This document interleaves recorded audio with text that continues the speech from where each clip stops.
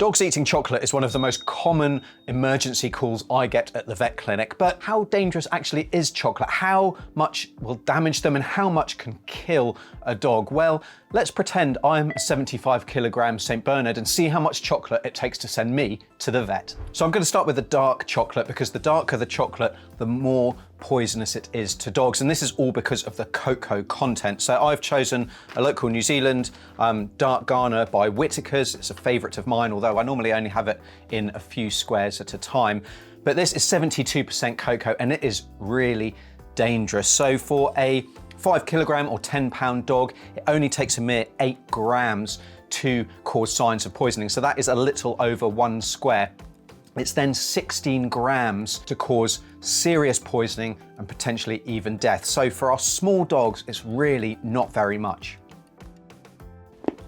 Okay, so I weigh 75 kilograms, so about the size of a St. Bernard.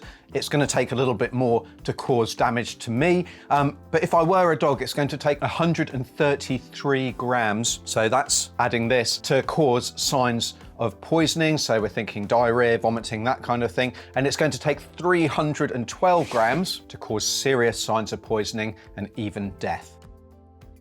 And to find out exactly how much of each different type of chocolate is poisonous for your dog, you can check out the calculator link down below. And to be ready for any poisoning emergency, I've got a comprehensive course which I'll also leave a link for down in the description below. Okay, last piece of dark chocolate. Don't feel 100%, so I wouldn't actually recommend this as an experiment, but it really highlights how little chocolate is needed, especially for our small breed dogs. But I know a large breed dog would polish this off a lot more easily than me. So last piece, I'm gonna have a break and I'm gonna come back to the milk chocolate.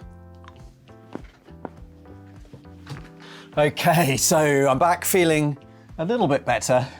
After a couple of hours break. I had hoped that I would actually eat all this in one sitting, but there's absolutely no chance of that happening. So we're back with the milk chocolate. Now, milk chocolate is often eaten in larger amounts. It's got less cocoa in it, so it's not as dangerous, but for a 5 kilogram or 10-pound dog, it's still only going to take 50 grams to have some mild signs of poisoning. So that's 8 cubes of chocolate. And for the milk chocolate, I have chosen the old classic Cadbury's Dairy Milk. So yeah, a favorite of pretty much everybody's, isn't it? So eight pieces for mild poisoning in our 5 kilogram dog, and 100 grams. So that's only twice that amount, 16 pieces to be potentially deadly. So it's still really not very much. And this is definitely the amount of chocolate that you could have lying around kind of under the Christmas tree, in the garden, on an Easter egg hunt, just in that cupboard that is accessible to your dog. Now for our larger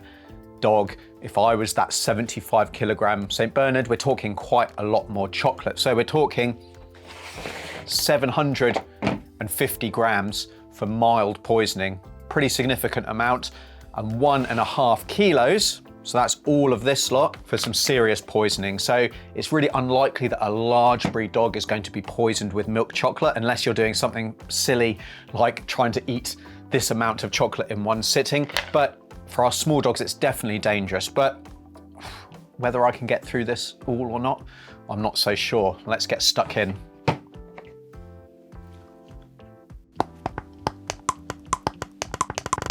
Right.